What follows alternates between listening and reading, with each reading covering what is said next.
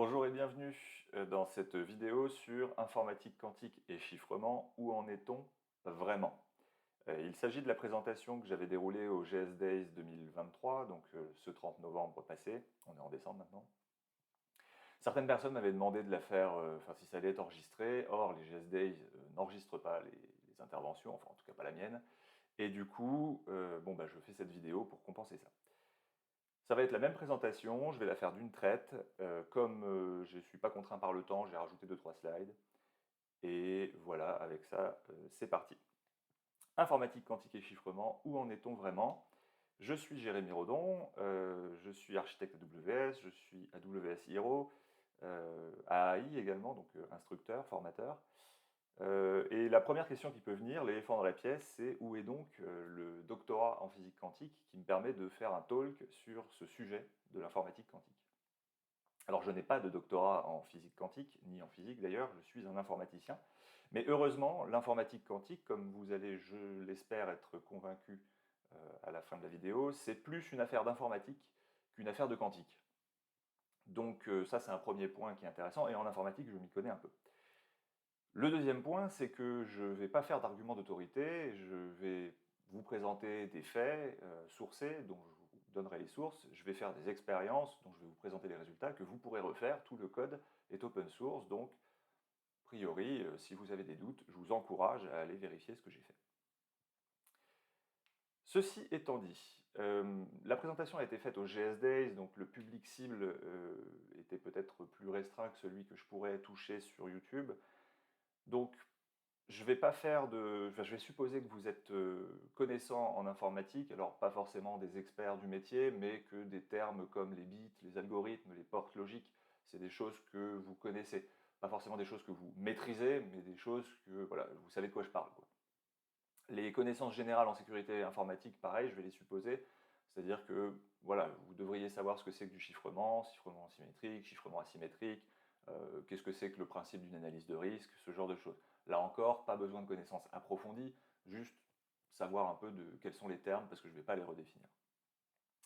Et puis, si vous êtes sur cette vidéo, j'espère que c'est parce que vous savez que l'algorithme de Shor existe, les ordinateurs quantiques existent, et que les deux ensemble posent un problème pour la sécurité et le chiffrement sur Internet, enfin le chiffrement en général, mais en particulier sur Internet. Et donc, voilà, c'est un peu la thématique de ce talk, et je suppose que vous savez déjà tout ça et ce contexte. En partant de là, quel est l'agenda qu'on va suivre? Pourquoi je vous parle de ça déjà? Voilà, pourquoi j'ai choisi de faire ce talk?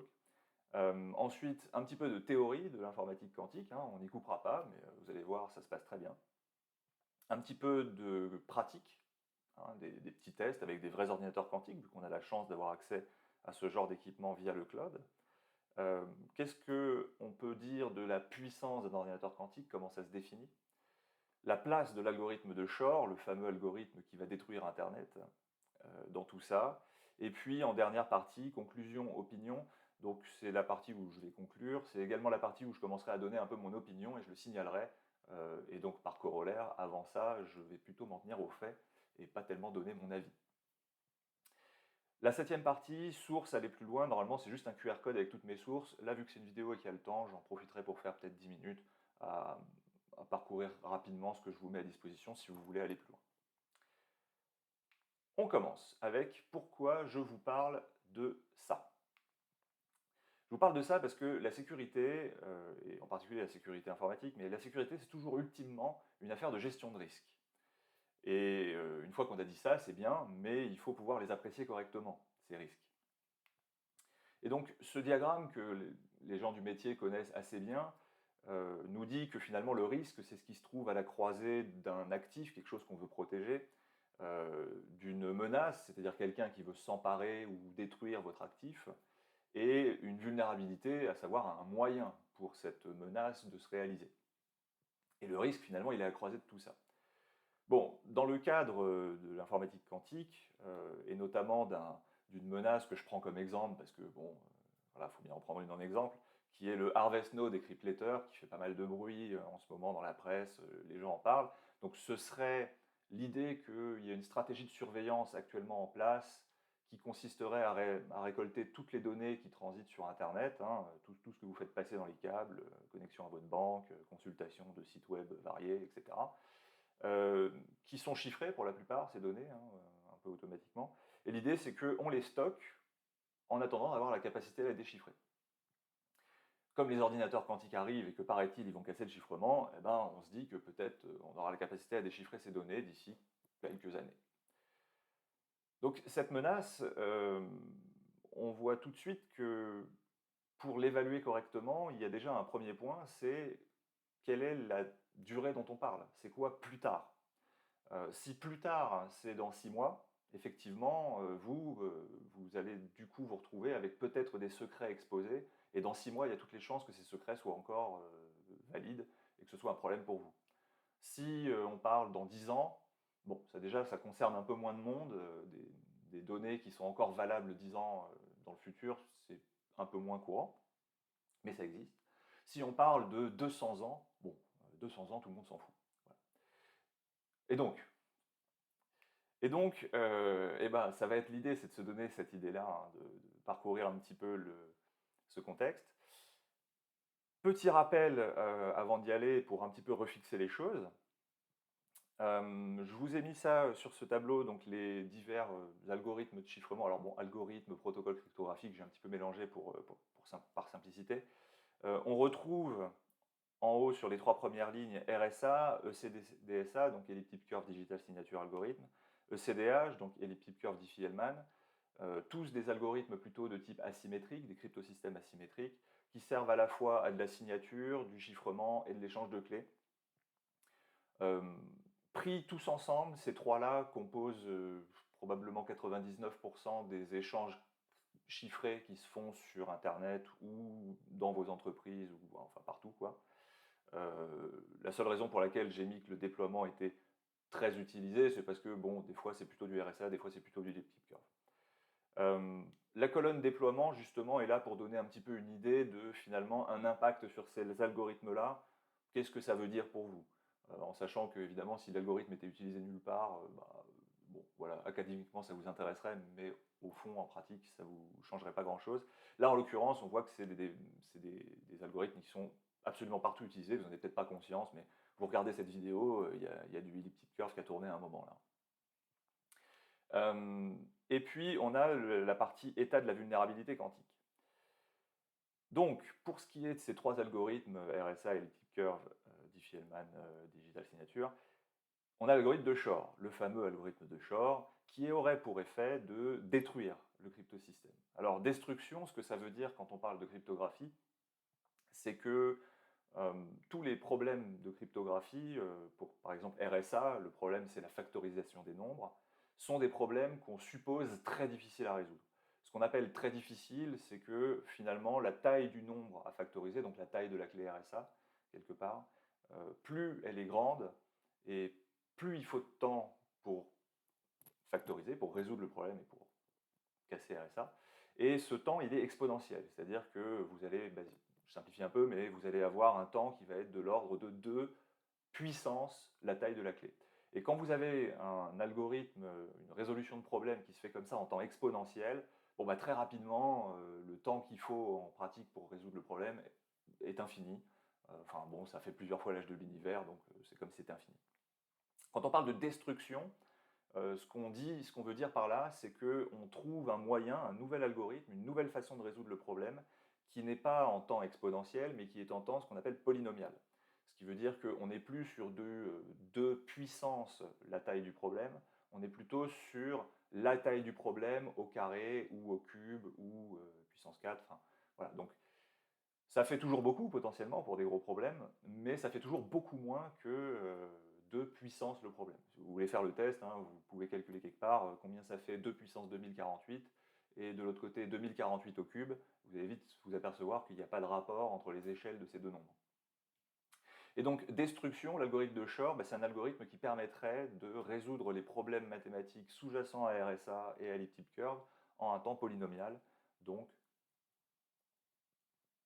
rapidement. Il y a une colonne crédibilité et échéance dans laquelle j'ai laissé des point d'interrogation, c'est parce que je ménage mon suspense. On reviendra à ce tableau après que je vous ai fait la présentation.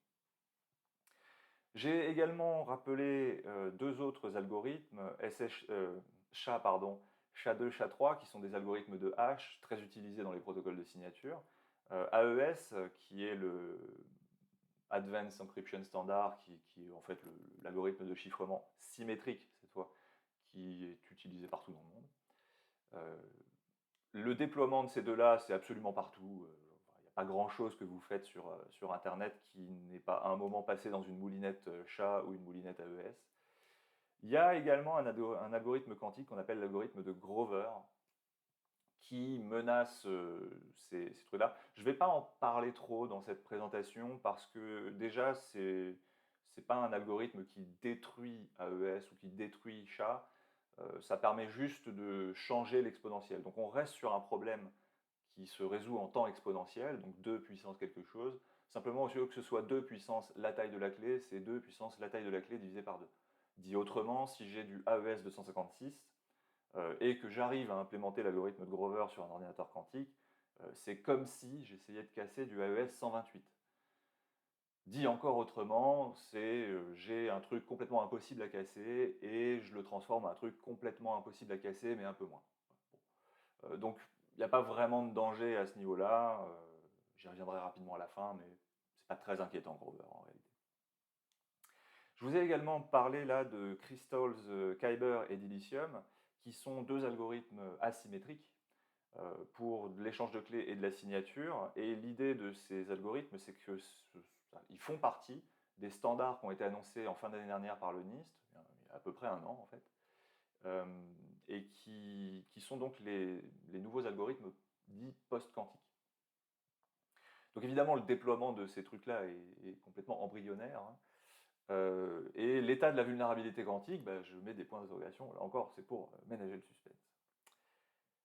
Voilà pour ce truc-là. Et donc, si vous voulez estimer les points d'interrogation, donc quelle est la crédibilité par exemple de l'algorithme de Shor et quelle est l'échéance à laquelle il va se déployer, vous pouvez aller regarder la presse et là vous tombez, voilà, Siècle Digital en juin 2019 disait déjà que c'était fait, hein, notez le titre au présent. Hein.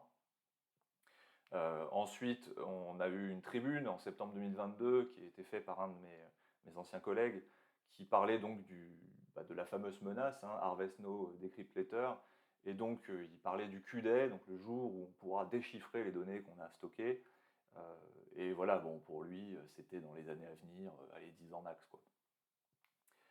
On a en janvier de cette année, 2023, les Chinois qui ont prétendu avoir cassé le chiffrement RSA grâce à des ordinateurs quantiques.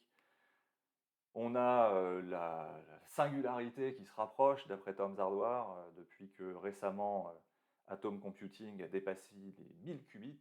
Bravo à eux.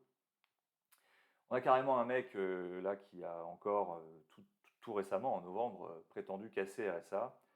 Bon, si vous regardez tous ces articles, si vous regardez les titres, si vous regardez la façon dont on traite le sujet, c'est assez facile d'avoir l'impression que l'informatique quantique et le danger qu'elle représente pour le chiffrement, c'est une menace qui est relativement court terme, moyen terme, mais ce qui est impliqué, c'est plutôt qu'on parle de quelques années, décennies. Or, pour vous faire votre propre avis, c'est pas facile. C'est pas facile parce que l'informatique quantique, bon déjà il y a quantique, ça fait peur, et puis c'est un sujet d'expert, ça a l'air en tout cas. Bon, moi ce que j'aimerais vous montrer, c'est que c'est pas tellement en fait un sujet si compliqué que ça, et qu'il y a moyen de vous faire votre propre avis. Il y a juste quelques clés de compréhension à avoir, et c'est ce que je vais essayer de vous donner. Donc voilà, comment apprécier correctement le risque? Il faut être capable de porter un regard critique sur les news qui vont vous parvenir. Et pour ça, eh ben, il faut avoir quelques connaissances. Donc, c'est le moment où il faut que vous attachiez vos ceintures. Ça va être un petit peu rock'n'roll. La partie informatique quantique, en théorie, je la vulgarise du mieux que je peux, je simplifie un petit peu. Ça reste un sujet qui est très destiné à des informaticiens. Si vous n'êtes pas du tout dans l'informatique, ça risque d'être un petit peu hard. Ceci étant dit, accrochez-vous quand même, parce que bon, voilà, ça va durer 10-15 minutes, et ensuite on passe à la partie en pratique, qui est beaucoup plus abordable par n'importe qui, puisque c'est juste des graphiques, et voilà, c'est plus simple. Donc l'informatique quantique en théorie. On va commencer par les termes que vous avez peut-être déjà entendus, qubit et superposition. Alors d'abord, un bit, c'est l'unité élémentaire d'information. Vraiment, vous savez tous ça, hein, 0, 1, vrai, faux, voilà, le bit. Ensuite, le qubit, c'est tout simplement la contraction de quantum bit, à savoir c'est l'unité élémentaire d'information quantique. Et qu'est-ce que ça change? Bon, plein de choses, mais souvent ce que vous entendez dire, c'est que contrairement à un bit, qui peut être 0 ou 1, c'est le principe d'un bit, le qubit, lui, il peut être à la fois 0 et 1. Et ce et, le fait que les qubits puissent être à la fois 0 et 1, c'est ce qu'on appelle la superposition. Une bonne manière de se représenter la superposition, c'est de vous imaginer, de vous faire une image mentale de votre petit qubit qui, en fait, se balade dans deux réalités parallèles. Une réalité dans laquelle il est 0 et une réalité dans laquelle il est 1. Et à un moment, vous allez vouloir savoir quelle est la valeur de ce qubit, vous allez vouloir le mesurer, vous allez lui demander, mais à la fin, tu es 0 ou tu es 1? Et à ce moment-là, il va choisir quelque part. On va le forcer finalement à nous choisir une réalité, et là, il va dire je suis 0 ou je suis 1. Donc, dit autrement, vous n'allez jamais voir un qubit qui est à la fois 0 et 1. Hein. Quand vous le mesurez, il est toujours 0 ou 1. Mais tant que vous le laissez tranquille, il vit dans ces mondes parallèles et on peut faire des choses intéressantes avec. C'est le principe des ordinateurs quantiques. Donc, superposition, mon qubit est à la fois dans le monde 0, à la fois dans le monde 1. À la fin, quand je le mesure, il choisit. Et il choisit avec des probabilités qu'on peut calculer. Il y a des maths derrière et je vais vous épargner les maths. Donc un qubit, ça ressemble à ça. Alors c'est évidemment pas une vraie photo d'un qubit, mais c'est une représentation que vous verrez souvent. C'est ce qu'on appelle une sphère de Bloch, Bloch-sphère en anglais. Elle représente l'état d'un qubit, et ça se lit assez facilement. On a donc cette sphère, qui est une sphère, puis on a une flèche qui pointe à un endroit. Là, en l'occurrence, la flèche pointe vers le 0, hein, complètement au nord, mais la flèche pourrait pointer n'importe où dans la sphère, et finalement, ce n'importe où dans la sphère, ça représente tous les états possibles du qubit. Donc là, on a un qubit qui est donc à 0, et quand il est dans cet état-là, en fait, il n'est pas du tout superposé. Hein. Si je le mesure, eh ben, j'ai 100% de probabilité de trouver qu'il est à 0. Au contraire, si la flèche est vers le bas, il n'est pas du tout superposé non plus. Il est 100% du temps à 1. Je vais le mesurer, et il me dira toujours qu'il est à 1. Mais on peut avoir des états superposés. Donc là, on a un état, par exemple, qui est un état très classique en informatique quantique, qu'on appelle l'état plus, où on voit que la flèche, elle est au milieu, à l'équateur de la sphère. Et là, on a 50% de chance, si on mesure ce qubit, 50% de chance qui nous disent ouais, je suis 0, 50% de chance qui nous disent ouais, je suis 1. Donc essentiellement, dans cet état-là, votre qubit, c'est une pièce sur laquelle vous faites pile ou face. Vous pouvez également avoir un autre état qu'on appelle l'état moins, qui est un état distinct, mais qui donne aussi 50-50, 0 et 1. Pourquoi est-ce que je vous montre ces deux états-là? C'est juste pour préciser qu'on ne peut pas résumer l'état d'un qubit aux probabilités qu'il va avoir de donner 0 ou 1. La véritable représentation utile de l'état d'un qubit, c'est plutôt celle de la sphère. Les probabilités sont un calcul qu'on fait et qui est utile, mais qui ne représente pas réellement l'état. Preuve en est que là, on a bien deux états différents, mais qui donnent finalement les mêmes probabilités. Et ce sont deux états différents dans le sens où, au sein d'un algorithme quantique, un qubit qui est à un moment dans cet état-là ou dans celui-là, derrière, l'algorithme ne va pas forcément se passer de la même manière. Donc c'est vraiment des états différents. Et puis évidemment, voilà, on peut avoir des états complètement arbitraires que personne n'a pris la peine de nommer, qui sont juste des états voilà, au pif. Hein. Donc là, on a un état, la flèche, elle est un peu, je sais pas, un peu au-dessus de l'équateur, et ça, ce serait du 75-25 de mesurer 0 et 1.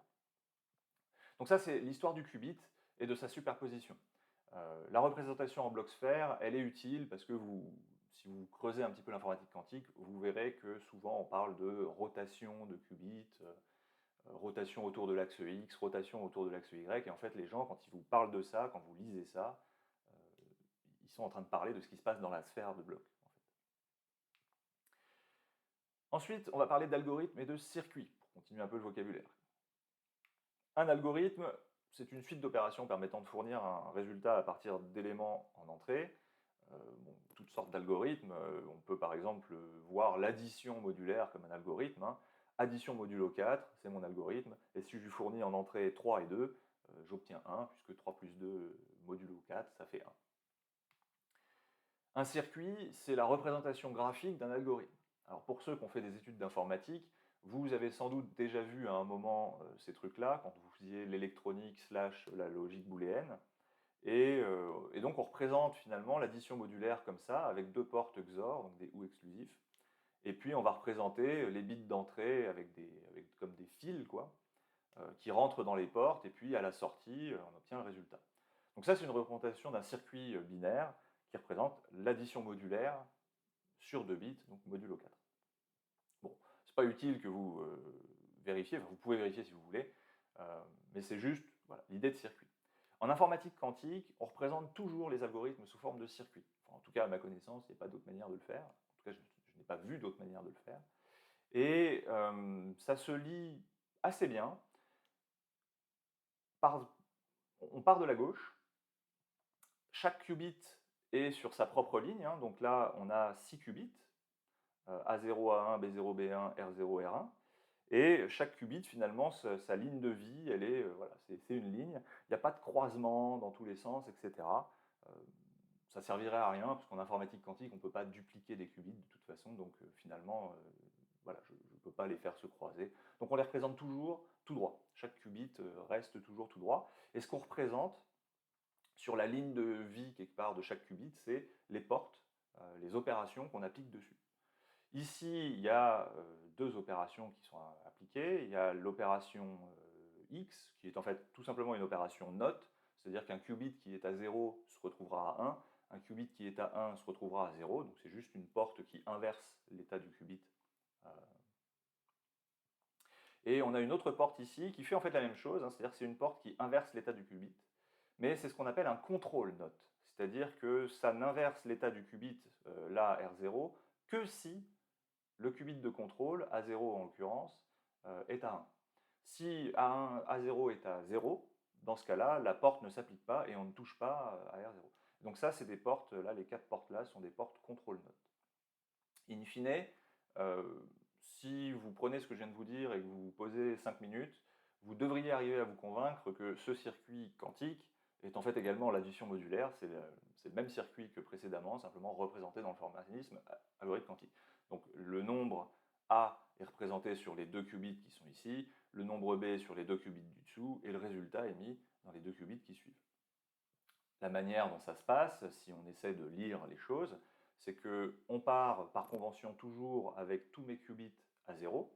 Donc quand je suis à cet endroit-là du circuit, je peux représenter toutes mes petites sphères de blocs comme ça, avec tout qui pointe au nord à 0.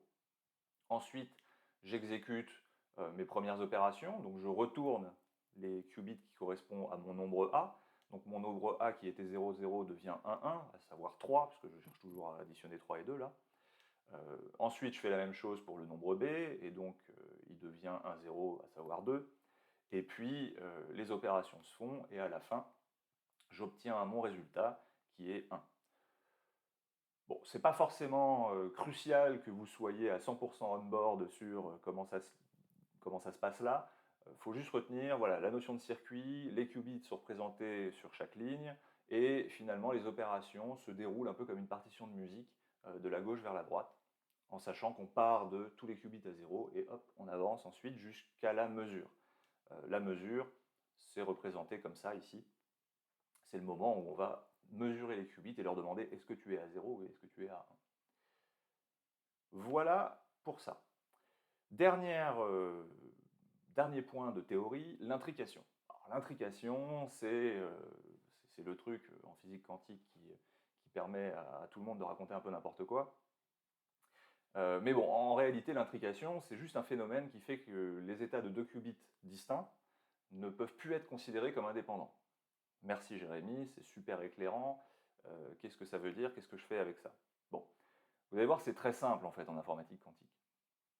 D'abord, on va regarder un petit circuit où les qubits ne sont pas du tout intriqués. Là, il n'y a pas d'intrication, hein, pour être clair. Sur ce circuit, j'utilise une porte que vous n'avez jamais vue, mais qui est une porte qu'on appelle Hadamard. Et la porte Hadamard, c'est celle qui met les qubits dans cet état-là, là, avec la flèche à l'équateur. Donc si vous vous souvenez, ça, c'est des qubits, quand vous les mesurez, ils vont faire 50% du temps 0, 50% du temps 1. Et donc je fais la même chose sur mes deux qubits, hein, chacun je le mets dans cet état-là. Et donc si je mesure, en fait en toute logique, je trouve avec un quart de chance 0, 0, un quart de chance 0, 1, un quart de chance 1, 0, un quart de chance 1, 1. Ça ne devrait pas vous étonner. Essentiellement, ce que je suis en train de faire de manière très coûteuse avec un ordinateur quantique, c'est juste tirer deux fois une pièce à pile ou face. Euh, donc chacun des qubits a une chance sur deux de me dire 0, une chance sur deux de me dire 1. Les deux sont complètement indépendants l'un de l'autre. Et donc en toute logique, bah, à la fin, j'ai un quart de chance d'avoir 0, 0, 0, 1, 1, 0, 1, 1. C'est vraiment ce que vous obtiendriez si vous tirez deux fois d'affilée une pièce et que vous notez les résultats et que vous faites ça 300 fois. Donc ça, rien d'étonnant. Maintenant, on fait un autre circuit qui est toujours un petit peu simple, mais qui cette fois va produire une intrication. Sur le premier qubit, le qubit 0, on fait toujours le Hadamard, donc la porte qui fait que mon qubit se retrouve dans un état superposé 0, 1 à 50-50. Et ensuite, on utilise ce qubit superposé comme qubit de contrôle pour faire une opération note sur le deuxième qubit. Et là, en fait, ce qui va se passer, c'est que déjà, si vous essayez de dessiner les sphères de blocs, ça ne marche plus. Ça marche plus parce qu'en fait, les dessins de sphères de blocs ne fonctionnent que si vous avez des qubits indépendants. Dès lors qu'ils sont intriqués, ben, par définition, ils ne sont plus indépendants, et du coup, c'est plus possible de les dessiner chacun, en fait. Donc, c'est pour ça que ça échoue, et c'est pour ça qu'il n'y a pas de flèche. Ce que vous obtenez, par contre, ça devrait être quelque chose qui vous étonne pas trop. Vous obtenez 50% de chance 0, 0, 50% de chance 1, 1. Pourquoi? Je vous l'ai dit, une bonne manière de se représenter la superposition, c'est que mon qubit 0, une fois que je l'ai mis dans l'état superposé plus, donc avec une porte Hadamard, 50% de chance d'état 0, 50% d'état 1, je vous ai dit, la bonne manière de se le représenter, c'est que mon qubit, à partir de là, il vit dans deux réalités parallèles. Il vit dans une réalité où il est 0, et il vit dans une réalité où il est 1. Or, il est ensuite utilisé comme un qubit de contrôle. Et c'est pas parce qu'il vit dans deux réalités parallèles que pour autant tout est incohérent et que ça se passe n'importe comment. Non, ça reste cohérent. Chaque réalité reste cohérente. À savoir que dans la réalité où mon qubit 0 est à 0, l'opération contrôle note ne va pas s'exécuter. Et donc mon qubit 1 va rester à 0. Tandis que dans la réalité où mon qubit, le premier, est à 1, alors l'opération contrôle note va s'exécuter. Et donc, mon deuxième qubit va être retourné et va se retrouver à 1. Et donc, en toute logique, j'ai mes deux réalités, 50% de chance 0, 50% de chance 1 pour mon premier qubit. Et quand je mesure à la fin de ce circuit, j'ai toujours deux réalités. Et dans la première, Q0 est à 0, et donc l'opération ne s'est pas faite, et donc mon Q1, mon qubit 1 est à 0. Et 1, 1, dans cette réalité-là, mon qubit 0 est à 1, donc l'opération contrôle note s'est exécutée, donc mon qubit 1 est à 1, et donc voilà, 0, 0, 1, 1. Ce qui est fascinant avec ça, ce qui m'a, moi en tout cas, fasciné quand j'ai découvert et que j'ai un petit peu creusé ces sujets-là, c'est que l'intrication, bon, ça m'a toujours un petit peu fasciné, l'intrication quantique, on nous en parle comme d'un truc absolument mystérieux, Einstein lui-même n'y croyait pas, etc., etc.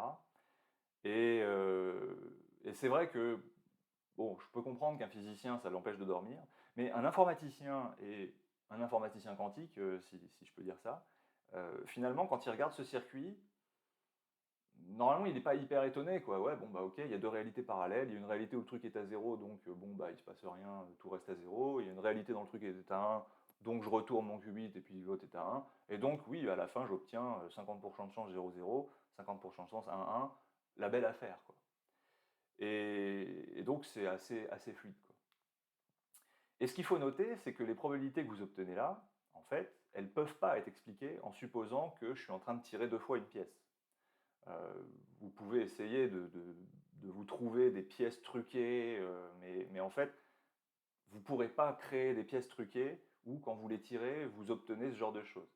La seule façon d'expliquer que vous obtenez ce genre de choses, c'est qu'il faut supposer que vos deux qubits, vos deux pièces, ne sont pas indépendantes et que les résultats de l'une influencent très clairement les résultats de l'autre. Ce qui est évidemment le cas, hein. Je veux dire, on voit très bien sur ce circuit que le destin de mon qubit 1 est contrôlé par le qubit 0. Donc évidemment que mes deux qubits sont reliés entre eux. Bon bah ça, c'est ça qu'on veut dire quand on dit qu'ils sont intriqués. Et donc en informatique quantique, l'intrication, c'est pas spécialement un truc qui vous empêche de dormir. Si on récapitule et qu'on finit la théorie, un qubit, ça représente l'unité d'information quantique. On en manipule plusieurs au sein d'un circuit quantique qui représente un algorithme quantique. Ces algorithmes quantiques, ils vont combiner des phénomènes de superposition et d'intrication dans le but de maximiser la probabilité d'avoir un bon résultat à la fin, c'est-à-dire un résultat qui nous intéresse. Je n'ai pas développé cette partie-là, parce que c'est évidemment la partie très complexe de l'informatique quantique, c'est de trouver des algorithmes qui marchent, hein. Il ne suffit pas juste de regarder les qubits. Mais voilà, qubit, algorithme, superposition, intrication, voilà ce que ça donne. Bon, maintenant, passons un petit peu à la pratique. L'informatique quantique en pratique. Donc, on va reprendre notre circuit d'addition modulaire, hein. Je vous l'ai présenté précédemment, ce circuit, c'est le circuit qui additionne les deux premiers qubits avec les deux qubits du milieu et qui met le résultat dans les deux qubits de la fin. Si je fais ce circuit, hein, qui, pour rappel, additionne 3 et 2, et donc on s'attend à obtenir 1, puisque 3 et 2 modulo 4, ça fait 1. Si je simule ce circuit avec un ordinateur tout à fait classique, hein, je lui fais 1000 simulations, et je trouve 1000 fois le même résultat, à savoir que je trouve 1000 fois que 3 plus 2, ça fait 1. C'est normal, 3 plus 2, ça fait 1, modulo 4. Donc jusque-là, tout va bien. Maintenant, comme le disait H.R. Pérez, qui est un homme qui est mort maintenant, mais qui était un physicien, il disait les phénomènes quantiques, ils ne se passent pas dans un espace de Hilbert, qui est le nom de l'espace mathématique dans lequel on étudie les qubits, ça se passe dans un laboratoire. Bon, façon de dire, sur le papier c'est sympa, mais dans la réalité ça ne se passe pas exactement pareil. Et si je fais mon addition modulaire, même circuit, hein, mais que cette fois je ne fais pas une simulation, j'utilise AWS Braket, enfin Amazon Braket sur AWS, pour le faire sur un processeur quantique qui s'appelle Harmony, qui est un processeur d'une boîte qui s'appelle IonQ. Voilà ce que j'obtiens.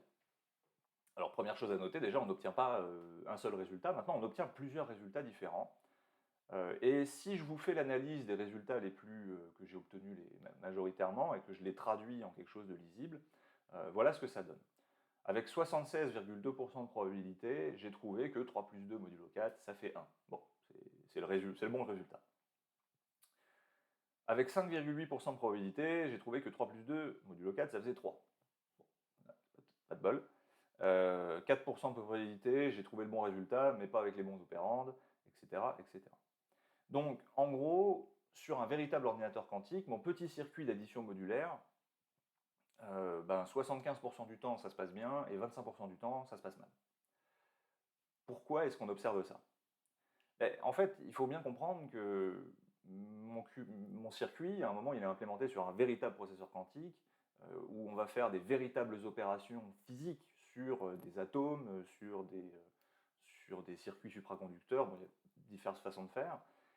Et ces opérations qui sont faites sur les qubits physiques, elles sont forcément imparfaites.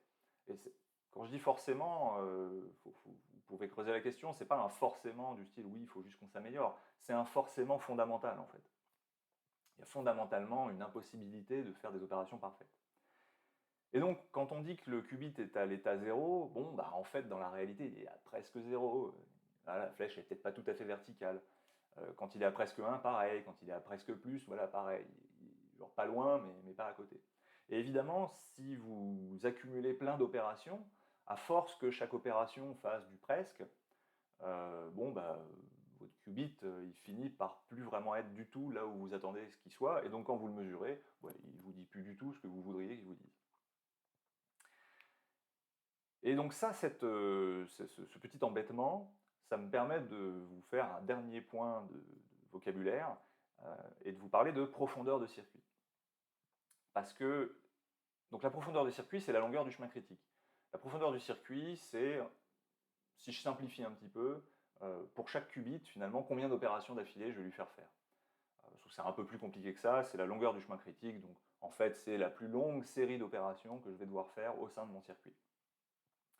Donc pour mon circuit d'addition modulaire, bon, toutes les opérations où je fais des notes là, sur mes qubits pour les préparer, tout ça, je peux regrouper ça parce que ça peut être fait en parallèle.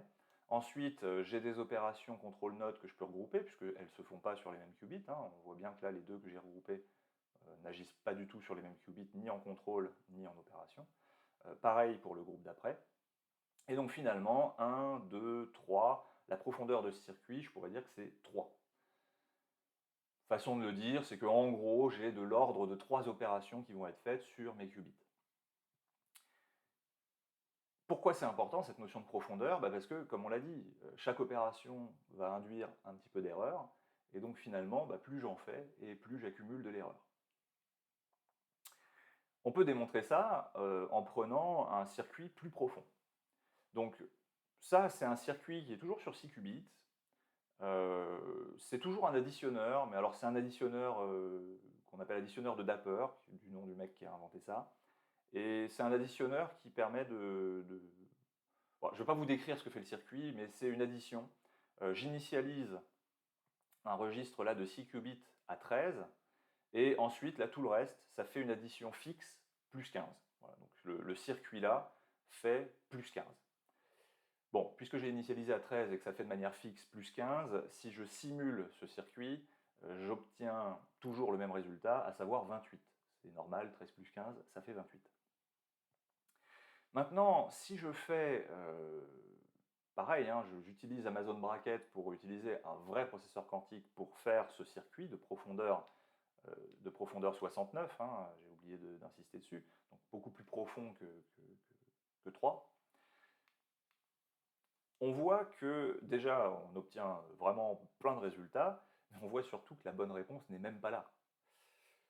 C'est quand même un peu ballot. Donc ça, c'est Lucy. Hein. Lucy, c'est un processeur du Oxford Quantum Computing, Quantum Circuit, je ne sais jamais, mais un truc de l'université d'Oxford. Si je fais l'addition chiadée sur Harmony, qui est le processeur sur lequel on avait fait précédemment nos tests de l'addition modulaire, donc de IonQ, là c'est quand même un peu mieux. Bon, j'obtiens toujours des tas de résultats. Hein. J'obtiens la bonne réponse avec 16% du temps, ce qui n'est pas top, mais ça reste quand même la réponse la plus probable. C'est-à-dire que on pourrait imaginer que, ok, ce circuit, je ne peux pas espérer avoir la bonne réponse juste en le faisant tourner une fois, mais en répétant beaucoup de fois le circuit sur le processeur, je vais me retrouver avec une distribution et je pourrais raisonnablement supposer que le truc qui tombe le plus souvent, c'est bien la bonne réponse. Et en l'occurrence, voilà, 16% du temps, c'est 28. Après, on a 10% du temps, 60. Voilà, qui n'a rien à voir, hein, bien sûr, mais bon. Après, j'ai essayé sur un autre processeur quantique d'IonQ, qui s'appelle Aria, qui était leur plus récent à l'époque où j'ai fait le talk, mais là, depuis récemment, il y a encore un nouveau qui est sorti. Et là, j'ai franchement été époustouflé par Aria. Aria sort la bonne réponse 77% du temps. Et j'ai été époustouflé parce que les premières fois que j'ai fait des tests et que je me suis vraiment pas mal intéressé à la question d'ordinateur quantique, début d'année 2023, Aria n'existait pas. Et du coup, j'en étais resté voilà, au fait que dès qu'on dépassait la profondeur 5, il n'y avait plus rien à voir. Quoi. Or là, profondeur 69, on a quand même un processeur qui sort la bonne réponse 77% du temps. Bon, c'est pas mal. J'ai été assez impressionné. Bon, une fois qu'on a vu tout ça, on voit que, bon, déjà, un ordinateur quantique réel, c'est pas comme sur les simulations, ça se comporte pas tout à fait pareil. On voit aussi que d'un ordinateur quantique à l'autre, on n'a pas tellement les mêmes résultats. Et donc la question que ça amène, c'est forcément, ok, c'est quoi la puissance d'un ordinateur quantique? Comment est-ce que je juge un ordinateur quantique? Alors il y a plusieurs dimensions pour ça. Déjà, il y a une dimension que vous connaissez forcément si vous avez un petit peu été exposé à la presse sur le sujet, c'est le nombre de qubits. Vous connaissez forcément parce que si vous lisez la presse sur le sujet, vous avez même l'impression qu'il n'y a que ça, en fait, le nombre de qubits. Alors c'est évidemment un facteur important. Plus on a de qubits, plus on peut représenter des états superposés nombreux. Hein. Avec un qubit, je peux être dans 2 mondes à la fois, avec 2 qubits dans 4 mondes à la fois, avec 3 qubits dans 8 mondes à la fois. Et à chaque fois que vous rajoutez un qubit, vous multipliez par le 2 le nombre de mondes parallèles dans lesquels vous pouvez faire vos calculs. Donc évidemment, plus vous êtes qubits, mieux c'est. Mais ça ne suffit pas. Avoir plein de qubits, ça ne sert à rien en soi. Après, on a déjà vu, il y a la fidélité des opérations. À À savoir, bah, sur mon QPU réel, quand je fais une Hadamard, voilà, j'essaie de mettre mon qubit tac à l'équateur, voilà, il atterrit vraiment à l'équateur ou il atterrit plus loin que ça. Bon, c'est c'est là notamment que les qubits actuels pêchent, puisque, pardon, que les quantum computers actuels pêchent, puisque les taux d'erreur sont assez élevés. Et notez que même un taux d'erreur assez anodin, genre 0,01%, on a l'impression que ouais, c'est pas mal quand même, c'est plutôt cool comme taux d'erreur. Ouais, mais en fait, si vous faites des millions ou des milliards d'opérations, et qu'à chaque opération, vous avez 0,01% de chance d'erreur, euh, ou de marge d'erreur, bon, au bout d'un milliard d'opérations, la seule certitude que vous avez, c'est que votre résultat est faux. Donc, méfiez-vous, parce que même des taux d'erreur bas, c'est déjà trop haut. Ensuite, il y a des choses dont on ne parle jamais, mais qui sont pourtant bien réelles. Il y a la topologie. C'est-à-dire que dans un diagramme, dans un circuit quantique, je peux dessiner mes qubits et puis je peux faire des interactions de tout le monde avec tout le monde, hein. Tous les qubits peuvent être les contrôles des autres, c'est génial. Mais dans la réalité, on se heurte à la réalité. C'est-à-dire que quand moi je dessine que qubit 1 contrôle une opération sur qubit 2, à un moment, il va bien falloir que ça se fasse sur des atomes. Et donc, il va falloir que ces atomes, d'une manière ou d'une autre, se parlent ou soient impactés par le même photon ou par le même laser, etc. Et donc, ça vient à la topologie. Quels sont physiquement les qubits qui peuvent interagir avec les autres? Et on voit que bah, là, ça varie beaucoup d'un processeur à l'autre. Par exemple, Lucy, il a une topologie qu'ils appellent le Linear Nearest Neighbor Ring, qui, bon, en fait, fait que chaque qubit ne peut communiquer que avec ses voisins, et parfois même que dans un sens.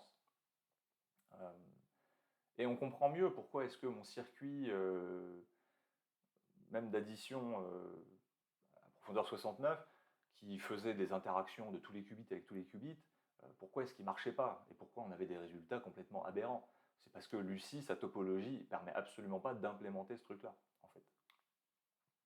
Si on regarde Osprey de IBM, qui est leur processeur quantique à 433 qubits, ou 400 et des bananes, je ne sais pas trop comment ça s'appelle, mais c'est comme ça. Voilà, donc chaque petit point là, c'est un qubit, et vous voyez qu'ils sont organisés sur une espèce de cristal. Et donc bah, là encore, tout le monde ne peut pas parler avec tout le monde, et donc là encore, ça va driver un petit peu qu'est-ce qu'on peut implémenter ou pas avec ce processeur quantique, sachant que si vous avez des algorithmes qui nécessitent une très très très forte intrication entre tous les qubits, peu de chances que celui d'IBM arrive à faire ce qu'il faut. Si on regarde le Harmony de IonQ, on voit que lui, il est complètement connecté. Et donc tous les qubits peuvent interagir avec tous les qubits. Et c'est pour ça qu'il a de si bons résultats, en fait, par rapport à ce qu'on regardait. Malheureusement, c'est aussi pour ça que là où Osprey arrive à afficher 400 qubits, le Harmony de IonQ, il en affiche 11. C'est parce que, ben oui, à un moment, il y a un choix à faire. Je ne peux pas tout mettre tout à côté. Et si je me débrouille pour quand même faire que tout le monde parle avec tout le monde, je ne peux pas non plus faire des centaines et des centaines de qubits, en tout cas pas pour l'instant. Donc la topologie, point important à prendre en compte. Ensuite, il y a les opérations nativement supportées. Donc là encore, par rapport à la physique du processeur quantique, quand moi j'écris dans mon circuit un Hadamard ou un Hadamard avec un contrôle note, bon, ça c'est sympa, c'est moi en tant que designer de l'algorithme qui écrit ça, mais en réalité, il va falloir transformer ça en pulsion avec un laser ou en résonance, enfin que sais-je. Et finalement, du coup, les portes, les opérations réellement possibles sur le QPU, bah, il n'y a pas Hadamard, quoi. Hadamard, c'est pas. Donc, ça va souvent se résumer à des rotations sur l'axe X, des rotations sur l'axe Y. Et évidemment, selon les opérations que vous avez, ce qu'ils appellent le native gate set, l'ensemble de portes natives du processeur, vous pouvez traduire plus ou moins efficacement vos algorithmes. Et bien sûr, ça influence la profondeur réelle du circuit, au sens que ça influence le nombre d'opérations réelles qui est faite. Si on, là c'est juste pour le fun, une porte très très classique qui est le contrôle note, donc c'est comme on a déjà vu, hein, c'est un note exécuté sur le qubit 2 là, seulement si qubit 1 et qubit 0 sont à 1. C'est une porte qu'on appelle le contrôle note. Un autre nom qu'on lui donne, c'est la Toffoli gate, parce qu'un mec qui s'appelait Toffoli a proposé cette porte. Et donc si je l'implémente sur le Harmony avec les opérations natives du Harmony, en fait ça donne en gros ça, quoi. Donc sur un schéma, vous avez un petit truc, vous dites ah ouais c'est une opération, et en fait c'est pas du tout une opération, c'est des dizaines d'opérations. Donc voilà, les opérations nativement supportées, c'est important. Et enfin, vous avez le temps de cohérence. Alors c'est une influence un peu moins directe, mais disons que si vous voulez faire des algorithmes très complexes qui nécessitent des minutes, heures, jours d'exécution, vous allez devoir vous intéresser à combien de temps votre processeur quantique est capable de maintenir les qubits dans des états superposés, c'est-à-dire dans les états où ils sont à la fois dans le monde 0 et à la fois dans le monde 1, avant que naturellement, parce qu'il y a du bruit dans l'environnement, parce qu'on ne peut pas isoler parfaitement les qubits, ils se dégradent tout seuls vers du 0 ou du 1. Aujourd'hui, le temps de cohérence, on est content quand il atteint la minute, hein. Voilà pour ça. Alors c'est bien sympa, mais là vous avez envie de me dire sans doute, ouais Jérémy c'est cool, mais je vais pas à chaque fois que je vois une news aller chercher genre 300 métriques différentes super chiadées et avancées sur est-ce que je peux pas avoir un chiffre quoi qui résume tout ça. C'est le but du volume quantique. Le volume quantique, c'est une métrique qui a été proposée par IBM. Alors, en réalité, ça a été proposé par des chercheurs et IBM a repris le truc à son compte, mais bon, on va dire peu importe. Et c'est une métrique pour les gouverner toutes. L'idée de cette métrique, c'est de résumer à un seul nombre la puissance d'un ordinateur quantique. Donc la définition approximative du volume quantique, je vous épargne le truc, l'idée est là, c'est qu'on parle de volume quantique, on mesure le plus grand circuit aléatoire carré, c'est-à-dire nombre de qubits égal à profondeur, que le QPU peut exécuter avec un taux de succès supérieur à 66%. Donc à savoir que voilà, je fais mon circuit, disons 10 qubits, profondeur 10, aléatoire, plus ou moins, je l'exécute, et si 66% du temps au moins le processeur quantique réel me sort les mêmes résultats que la simulation, alors je dis que c'est un succès, et je calcule du coup mon volume quantique comme étant, si j'ai un circuit 10 x 10, je pourrais dire que j'ai un volume quantique de 2 puissance 10, c'est ce que veut dire ce truc-là. Bon, on va faire un exemple, ça va être plus simple. Vous imaginez que j'ai mon circuit, que vous reconnaissez maintenant, hein, c'est le fameux additionneur modulo 4. Il fait 6 qubits, il a une profondeur de 3, donc je reprends ma petite formule, minimum de 6 et 3, ça fait 3. Ça veut dire que le log 2 de VQ fait 3, ce qui veut dire que VQ c'est 2 puissance 3, ce qui veut dire que mon volume quantique c'est 8. Donc, le circuit n'est pas aléatoire, hein, mais c'est juste un exemple. Si je réussis à exécuter ce circuit avec 66% de fidélité, au moins, alors je peux dire fièrement que mon processeur quantique a un volume quantique de 8. Et donc on voit bien que ce volume quantique, finalement, capture un petit peu la capacité à exécuter des choses sur plus de qubits, plus de profondeur. Ce qui est intéressant, c'est que ça capture à la fois le nombre de qubits, que tout le monde connaît, mais également la profondeur, que personne ne connaît, mais qui est en fait très importante. Si vous regardez sur Wikipédia l'historique des volumes quantiques, vous apercevez que ce n'est pas hyper brillant. En fait, ça part donc avec IBM qui fait sa première annonce où ils étaient tout contents d'avoir une profondeur 5, hein, basiquement, donc volume quantique 2 puissance 5, 32. Ça, ça augmente gentiment, ça se tire la bourre avec Quantinum. Honeywell et Quantinum, c'est la même boîte. Aujourd'hui, Quantinum a un petit peu largué IBM. Ils ne sont pas du tout sur la même technologie de processeur. IBM utilise des qubits supraconducteurs, tandis que Quantinum utilise plutôt des ions piégés, comme IonQ d'ailleurs. Et donc voilà, Quantinum, on voit qu'ils arrivent maintenant à avoir des profondeurs de 19, c'est-à-dire du coup des volumes quantiques de 2 puissance 19. Alors, je vous encourage à plutôt regarder la puissance plutôt que de regarder le chiffre, parce qu'évidemment, à faire des 2 puissance quelque chose, le chiffre devient rapidement impressionnant, et donc on va vous annoncer genre, ouais, on a un volume quantique de 4 milliards, bon, en fait ce sera 2 puissance 32, et donc ça voudra juste dire qu'on peut faire 32 opérations d'affilée, quoi. Alors avant de passer à la place de Shor dans tout ça, je veux juste dire un petit mot, parce que peut-être les plus attentifs d'entre vous auront repéré que IonQ n'était pas dans la liste. Alors c'est parce que IonQ, il fait un peu bande à part, ils essayent de poursuivre leur propre métrique, qui est, j'en aurais pas parlé, mais je la trouve intéressante. Donc ils appellent ça l'algorithmique qubit, leur truc. Et en fait, l'argument d'IonQ, c'est de dire, voilà, exécuter des circuits aléatoires, ça sert à rien. Et ils n'ont pas tort, exécuter des circuits aléatoires, ça sert à rien. Et donc ce qu'ils proposent, c'est de dire, voilà, on a tout un ensemble d'algorithmes très classiques qui sont des algorithmes fondations.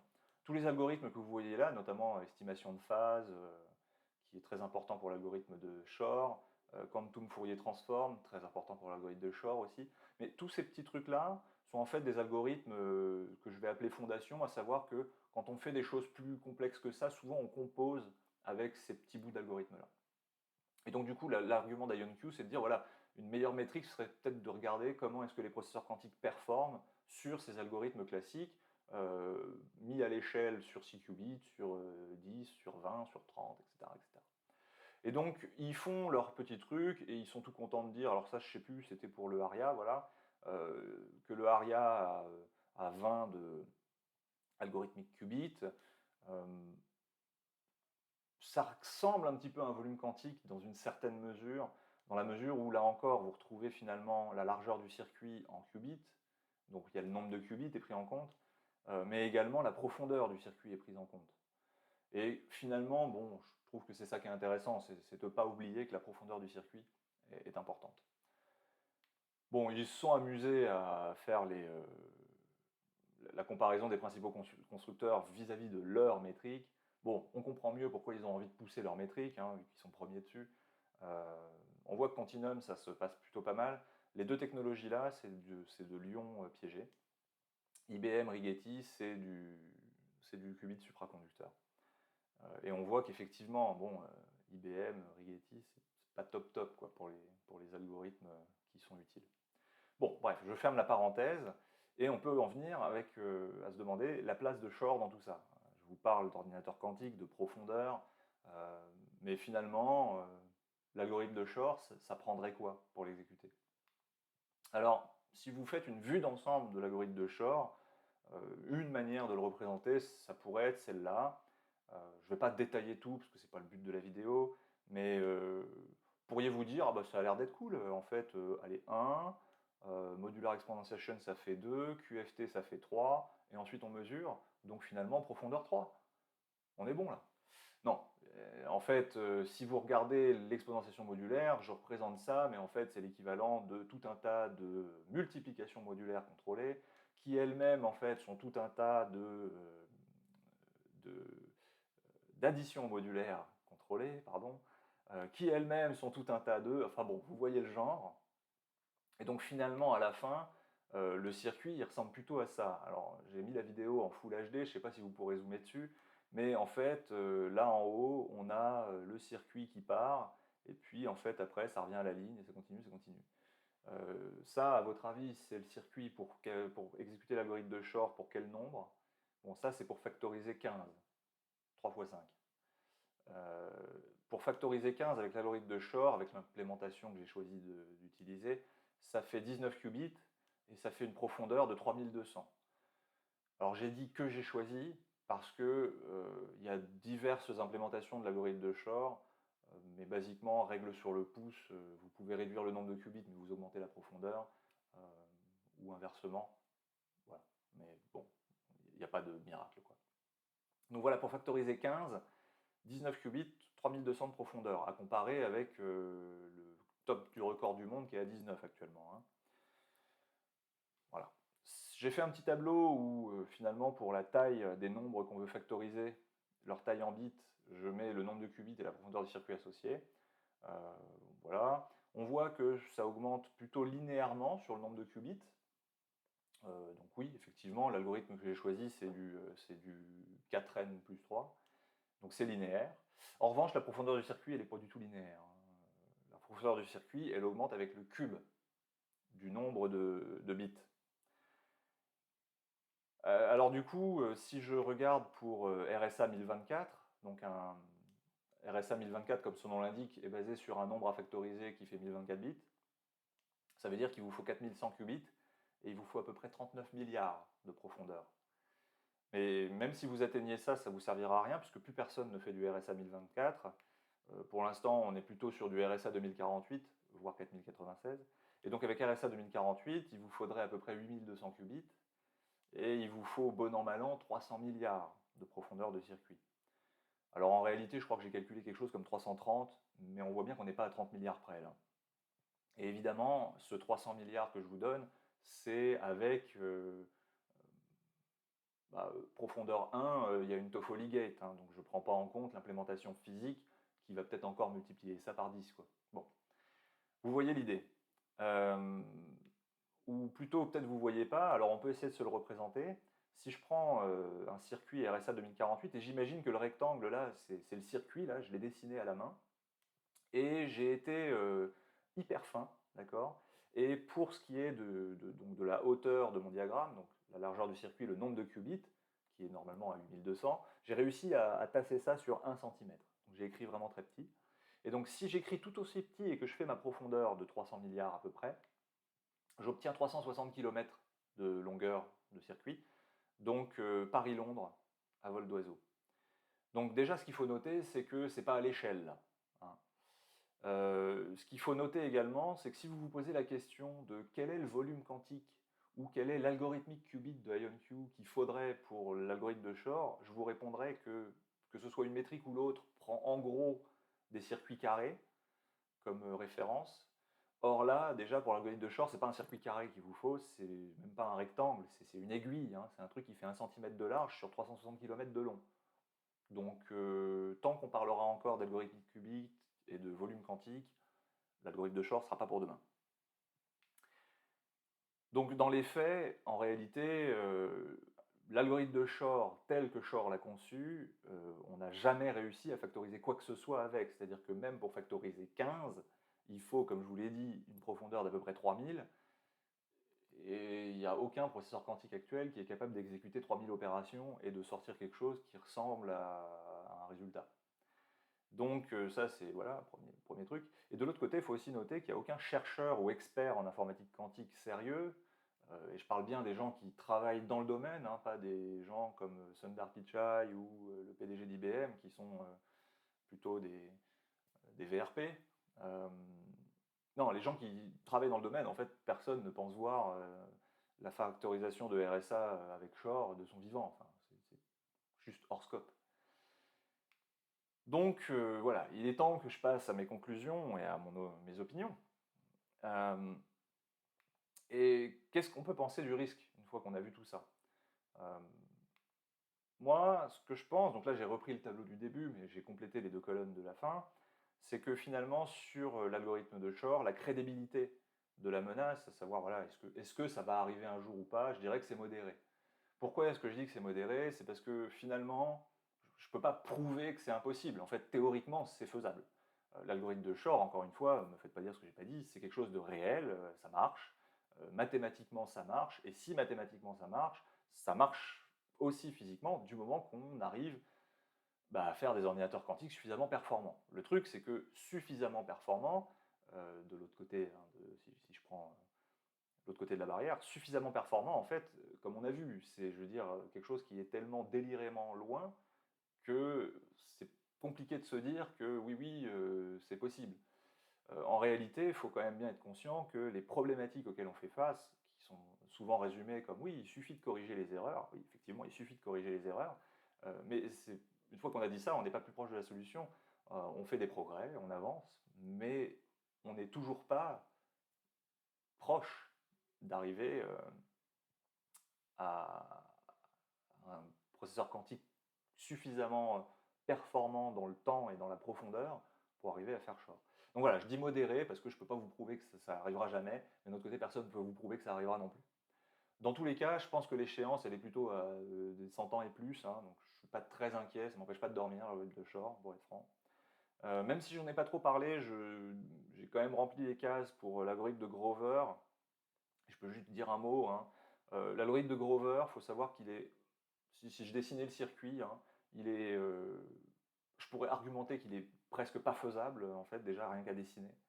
Et de toute façon, en fait, il est tellement gros, je veux dire, il est beaucoup plus compliqué que Shor, en fait, que en fait, la crédibilité de la menace, elle est faible, voire infaisable, parce que non seulement c'est genre 1000 fois plus compliqué à faire que Shor, et en plus, à la fin, quand bien même vous arriviez, bon, vous n'avez même pas gagné le petit pompon que vous avez cassé à ES, puisque, comme je vous ai dit au début, tout ce que vous faites, c'est transformer un problème impossible en un problème un peu moins impossible. Bon, donc personne ne se cassera les fesses à faire ça. Et du coup, voilà, 300 ans, 1000 ans, 10 000 ans, je pense que ça n'arrivera jamais. Et vous notez que j'ai laissé les points d'interrogation sur l'état de la vulnérabilité quantique pour Kyber et Dilithium, qui sont encore une fois les deux exemples du standard post-quantique que le NIST a pondu l'année dernière.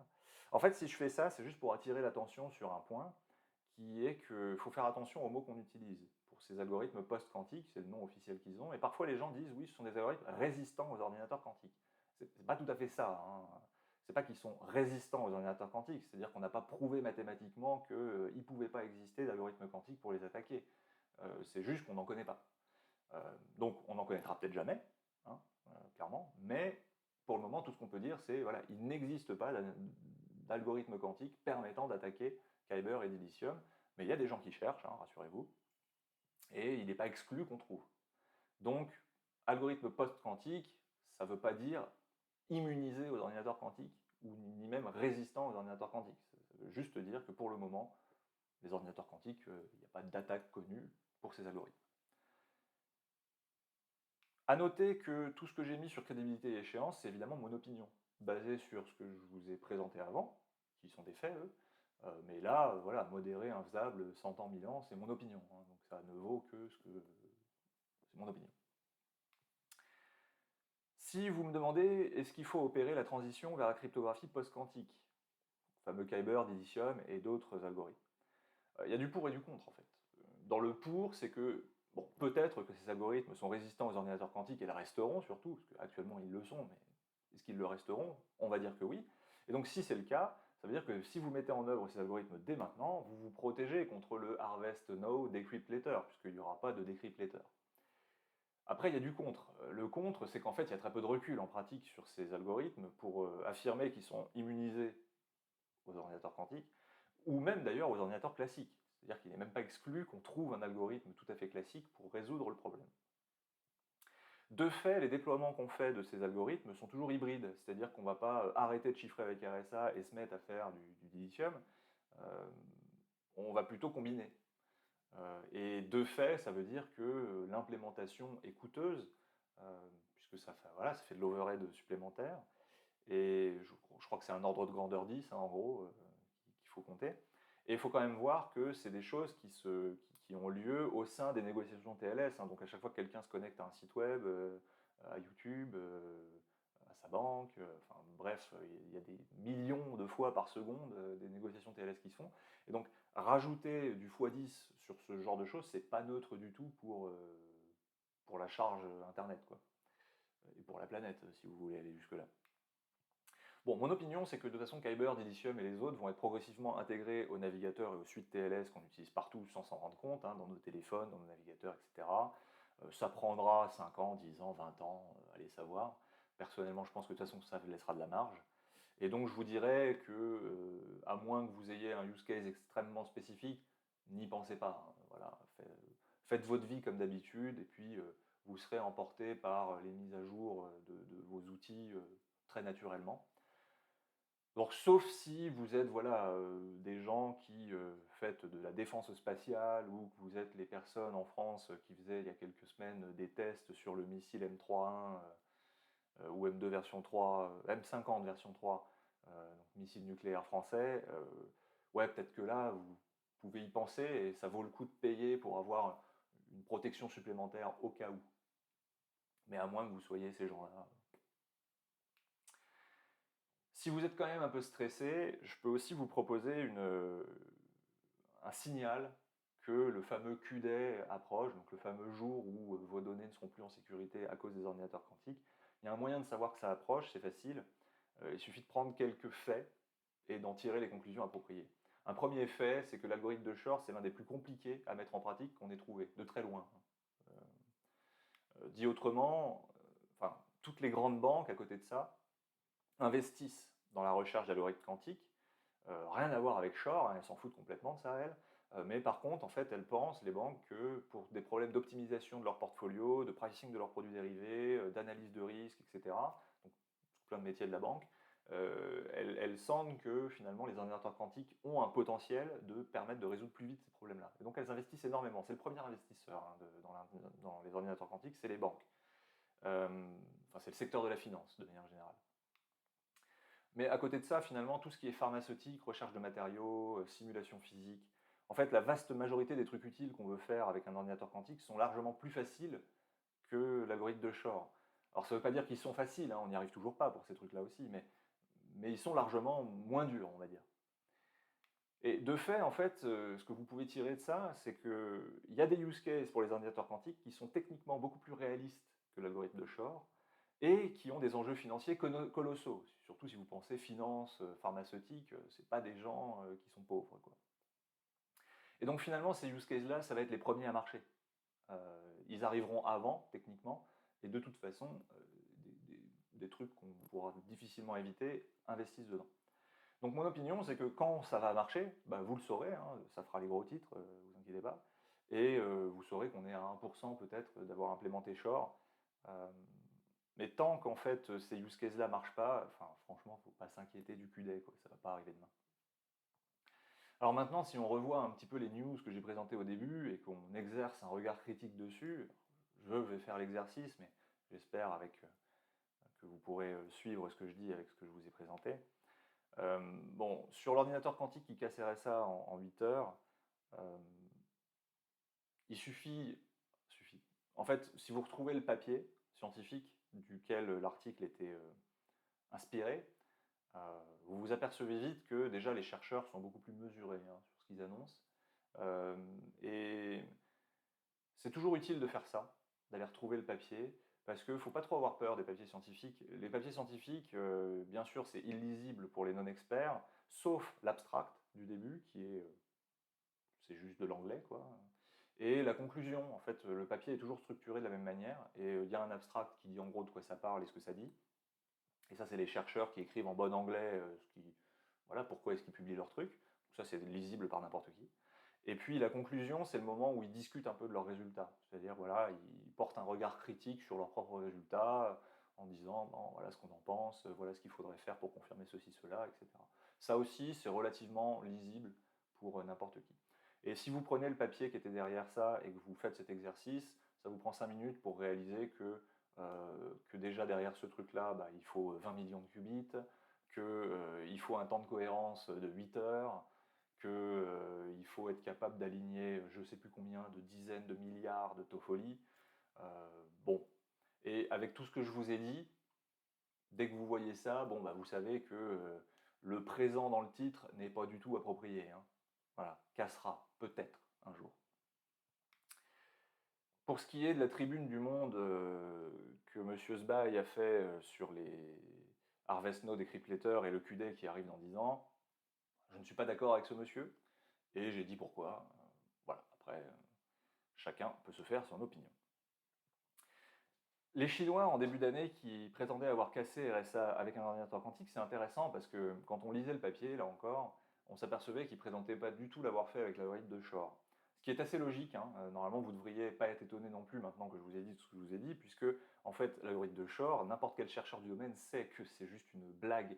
Si quelqu'un publie genre ouais j'ai utilisé Shor pour casser RSA 2048, tout le monde rigole.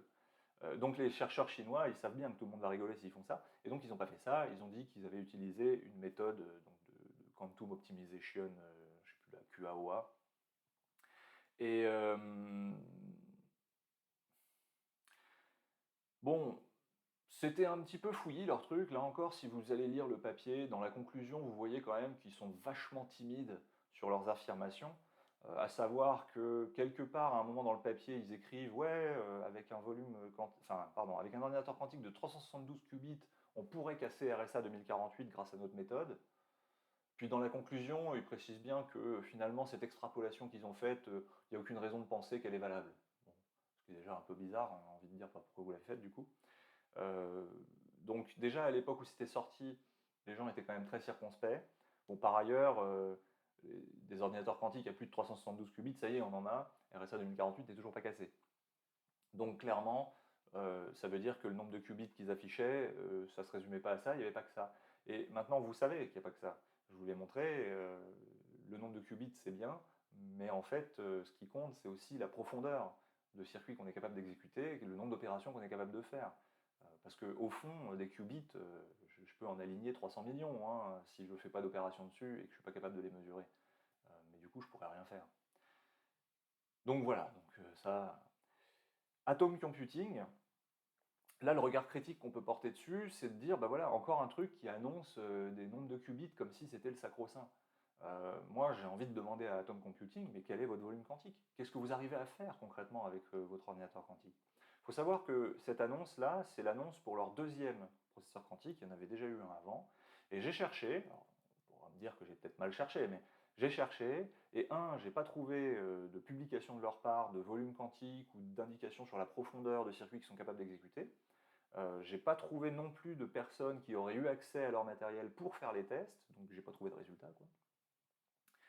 Et voilà, ni pour leur premier processeur, ni pour celui-ci. Et j'ai envie de dire, dans un monde où IBM, qui fait figure de leader sur le truc, affiche un volume quantique qui peine à dépasser les 2 puissance 9, donc à savoir profondeur 9, c'est pas très compliqué si on arrive à faire ne serait-ce que 10 ou 11, de faire une annonce qui marketingement vous positionne tout de suite sur l'échiquier.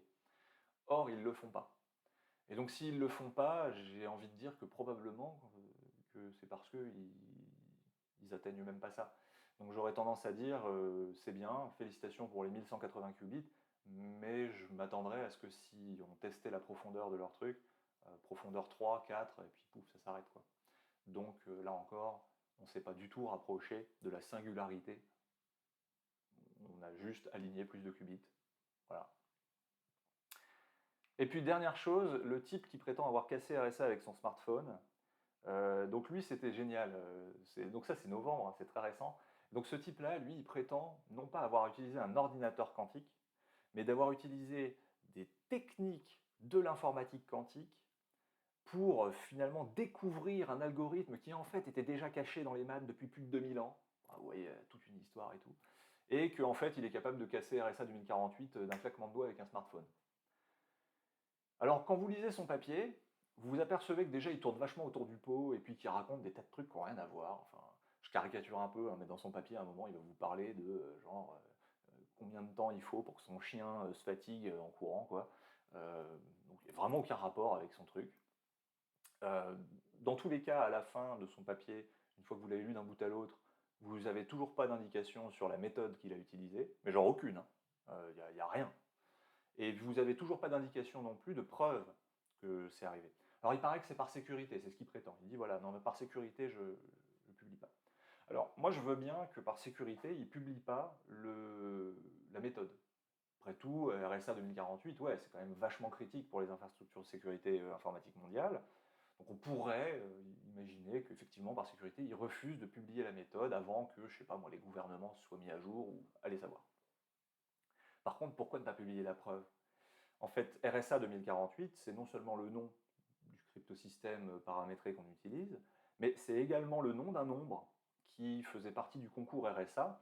En fait, RSA, qui est une boîte, hein, avait un peu plus tôt, début des années 2000, publié un concours dans lequel il mettait toute une série de nombres de plus en plus grands, avec un challenge de factorisation et avec des dollars à la clé si vous réussissiez à les factoriser.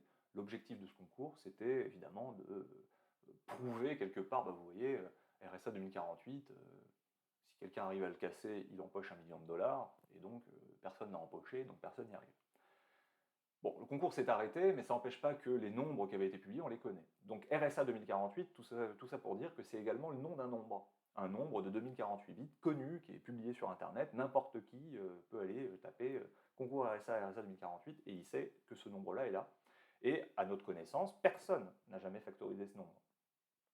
Donc si vous voulez un jour prouver que vous avez trouvé une méthode, mais que vous ne voulez pas la publier par sécurité, il n'y a pas de problème. Vous avez juste besoin de faire la chose suivante, vous prenez votre téléphone, vous allez sur Twitter, vous tweetez les facteurs de ce nombre, vous mettez limite aucun contexte, et il ne faudra pas 5 minutes avant qu'un type réalise que vous avez publié les facteurs de ce nombre et que ça fasse le tour de la planète, et là tout le monde va vous prendre au sérieux. Ce type-là, il ne l'a pas fait. Et il n'y a aucune raison de ne pas le faire. sauf si bien sûr vous n'avez pas réussi à factoriser le RSA 2048. Par contre, ce qu'il fait dans son papier, il n'oublie pas de rappeler dans sa conclusion qu'il est très très urgent du coup d'abandonner RSA et qu'il est en cours de brevetage de son propre algorithme de chiffrement. Ça, il n'oublie pas de le dire. Vous en penserez ce que vous voulez. C'est la fin de la présentation et du coup, on en arrive à la période source et aller plus loin. Donc, les sources, je les ai toutes réunies dans un Google Doc et pour aller plus loin, je vous ai aussi fourni tout le code que j'utilisais dans mon repo Git. Je vais passer un petit peu de temps là à vous montrer rapidement comment ça s'organise, mais pour ce qui est de la présentation, c'est fini. Donc, si ça ne vous intéresse pas de voir les sources, vous pouvez arrêter la vidéo. Si vous avez des questions, vous pouvez les mettre en commentaire, j'essaierai d'y répondre. Il y avait mon handle Twitter aussi au début, vous pouvez toujours me les poser sur Twitter et je le verrai et j'essaierai d'y répondre, là encore. Je vous remercie de votre attention jusque-là, et donc voyons un petit peu les sources, que je remettrai évidemment dans la description de la vidéo, que je vous encourage d'ailleurs à partager, bien entendu. Donc les sources de la présentation sont là. La présentation elle-même, il y a le lien, donc vous pouvez y accéder en lecture seule, comme vous voyez, c'est un Google Drive. Les articles de presse que j'ai cités au début et à la fin, vous avez les liens de tous les articles si ça vous intéresse d'aller les lire. Ensuite, j'ai mis les sources de quelques-unes des affirmations fortes que j'ai faites. Donc tout ce qui est comment est-ce que donc à un moment j'ai présenté alors non, je ne l'ai pas présenté, il est dans une annexe, mais il y avait un tableau de recherche qui avait été publié par des chercheurs où ils calculaient le volume quantique de différents processeurs quantiques accessibles dans Claude, dont ceux d'IBM, etc. Donc si ça vous intéresse, ça peut y aller. La page Wikipédia que j'ai utilisée pour le volume quantique, elle est là. Et pour ce qui est de l'algorithmique qubit, donc la mesure qui essaye de pousser IonQ, je vous ai également mis la source. Je vous ai dit que les algorithmes post-quantiques ne sont pas intrinsèquement résistants aux ordinateurs quantiques, c'est juste qu'on n'a pas encore trouvé d'algorithme.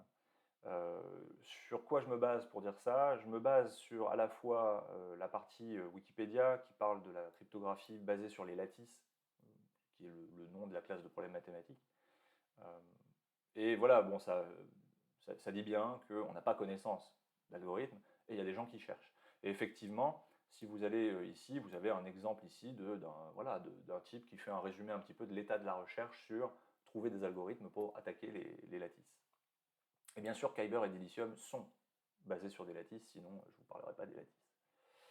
Pour ce qui est des banques qui sont le premier investisseur en informatique quantique et qui cherchent des algorithmes pour résoudre leurs problèmes, je tire ça d'une conférence qui avait été faite par Marco Pistioa, qui travaille chez JP Morgan, donc la banque d'investissement américaine bien connue. Et en fait, dans cette conférence qui a eu lieu au reInvent 2022, il parle un petit peu de ça, de lui, son métier, parce qu'il est dans ces sujets-là dans la banque. Et il se basait aussi lui-même sur une autre source de McKinsey qui prenait un petit peu l'état des investissements en fait, dans ce domaine. Après, si vous voulez vous-même creuser un petit peu le sujet, si ça vous intéresse ou si ça a piqué votre curiosité, sachez que si vous voulez aller dans les maths, bon, faut aimer les maths, mais si vous voulez aller dans les maths, il y a la série Understanding Quantum Information and Computation du directeur de la partie recherche d'IBM. Et donc c'est sur une chaîne YouTube qui est celle de Qiskit. Qiskit, c'est on va dire l'initiative d'apprentissage informatique quantique de IBM. Et bref, elle est vraiment excellente, cette série. Le mec explique plutôt assez bien, il faut se concentrer, il ne faut pas avoir du bruit, des enfants qui courent autour. Mais par contre, si on s'accroche, ça permet d'avoir un niveau de compréhension de l'informatique quantique qui est comparable à des masters. Donc c'est quand même assez intéressant. Après, si vous voulez avoir des explications un peu plus vulgarisées sur juste l'algorithme de Shor, je vous ai mis 3 vidéos de youtubeurs assez connus pour la vulgarisation, donc des règles de Veritasium et Minute Physics, je ne sais pas comment s'appelle le mec, qui font des explications assez sympas. Qiskit, de manière plus générale, vous pouvez parcourir tout ce qu'ils font, c'est vraiment génial leur initiative, il y a énormément de choses sur tous les sujets de l'informatique quantique, tout ce que vous pourriez aimer savoir. L'état de l'art, en gros, il est capturé chez eux, quoi. Donc c'est vraiment sympa. Donc voilà pour les sources. Pour ce qui est du repo GitHub, il est organisé avec des notebooks Jupyter. Donc pour ceux qui ne connaissent pas, c'est des notebooks dans lesquels on peut alterner des séquences de texte et des séquences de code, en Python en l'occurrence, donc plutôt assez facile à lire. Donc c'est assez bien parce que ça permet de faire un truc un peu didactique. Donc pour ce qui est de la présentation, j'ai fait un, j'ai fait un notebook et c'est dans ce notebook que vous retrouverez finalement tout le code qui a servi à générer les schémas, etc. Donc si vous avez envie de jouer un peu avec, etc. Vous trouverez également le code qui a permis, je pense si je vais un peu plus loin, qui a permis de faire les simulations sur voilà, résultat IonQ, etc. Donc là vous avez le code qui permet d'utiliser Amazon, AWS, pour faire des simulations sur IonQ, etc. Attention, c'est payant, hein. Et puis, si ça vous intéresse de creuser l'algorithme de Shor, j'ai fait deux implémentations, pareil, sous forme de notebook, de l'algorithme de Shor. Alors là, c'est un petit peu technique, hein, faut un peu s'accrocher, le notebook il est un peu long, hein. Mais bon, si ça vous intéresse, ça peut valoir le coup. Et je pense avoir fait un gros effort de commentaires, et donc voilà, il y a presque plus de commentaires que de code. Donc, normalement, c'est lisible par tout un chacun. Tout un chacun qui sait lire du Python.